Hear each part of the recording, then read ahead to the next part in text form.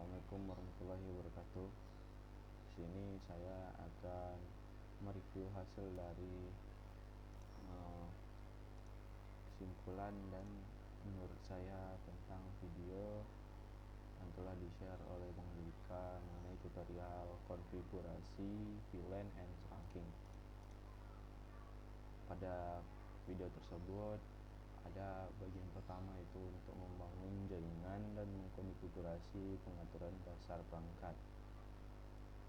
Pada yang pertama itu proses dimulai dengan menyiapkan topologi jaringan dan yang melibatkan penambahan dua PC, yaitu PC A dan PC B, dan dua switch 1 dan switch 2 dan nama S1 dan S2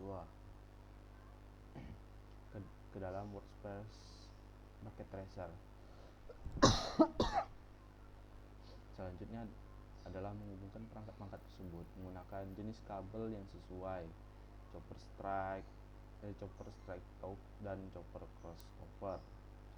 Contohnya yaitu kayak garis putus-putus dan garis lurus. Kemudian dilakukanlah konfigurasi alamat IP pada kedua PC, termasuk subnet mask dan default gateway. Berikutnya lagi yaitu pengaturan dasar pada switch 1 dan switch 2 dan juga dilakukan seperti mengganti hostname, menonaktifkan DNS lookup, mengatur password, mengenkripsi password, membuat banner MOTD, mengkonfigurasi alamat IP VLAN 1,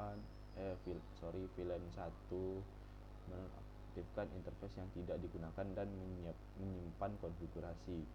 Terakhir dilakukan pengujian konektivitas dan dengan melakukan ping antar PC dan dari PC ke switch. Hasilnya menunjukkan dari video tersebut tadi itu bahwa ping antar PC berhasil, namun ping ke switch gagal karena perbedaan subnet. Lalu pada langkah yang bagian keduanya itu membuat VLAN dan menetapkan port switch.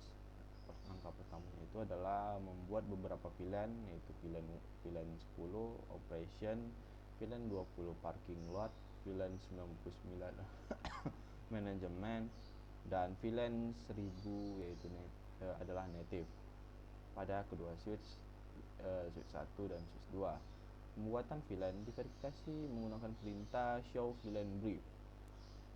Lalu port switch kemudian ditetapkan ke VLAN yang sesuai, misalnya PC A yaitu interface fast Ethernet 0/6.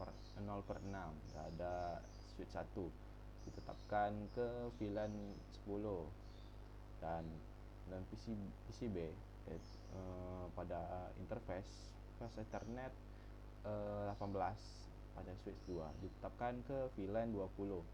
Interface VLAN 99 juga dikonfigurasi dengan alamat IP pada kedua switch.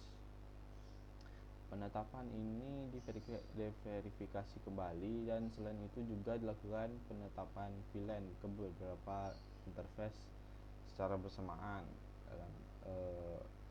dalam jangka range pada switch 1.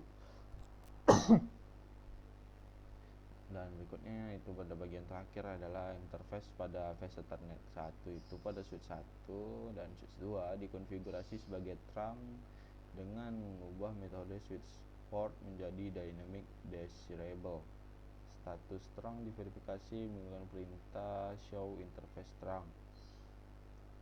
Berikutnya pengujian konektivitas akhir dilakukan dengan mengirim PDU protokol data unit dari PC A ke PC B. Awalnya ping itu gagal karena perbedaan VLAN tadi, namun setelah beberapa saat berhasil. Dan kesimpulan yang saya dapatkan dari video yang diberikan oleh Bang Jirga tadi yaitu dalam tutorial tadi itu proses konfigurasi VLAN dan trunking pada saklar jaringan itu sangat penting untuk manajemen jaringan saklar yang efisien. Video yang tadi itu mencakup pengaturan alamat IP, mengkonfigurasi antarmuka, menetapkan VLAN, dan menguji konektivitas antara perangkat yang berbeda. Itu adalah PC dan saklar. Langkah-langkah utama itu termasuk mengkonfigurasi port access, mengaktifkan trunking dan menguji segmentasi jaringan. Tutorial tadi itu menekankan pentingnya VLAN untuk pengaturan jaringan dan aliran data yang efisien,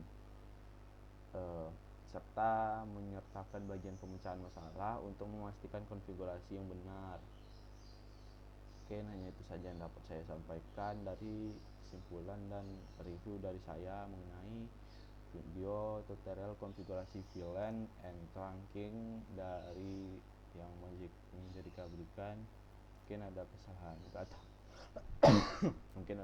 kata saya mohon maaf. Assalamualaikum warahmatullahi wabarakatuh.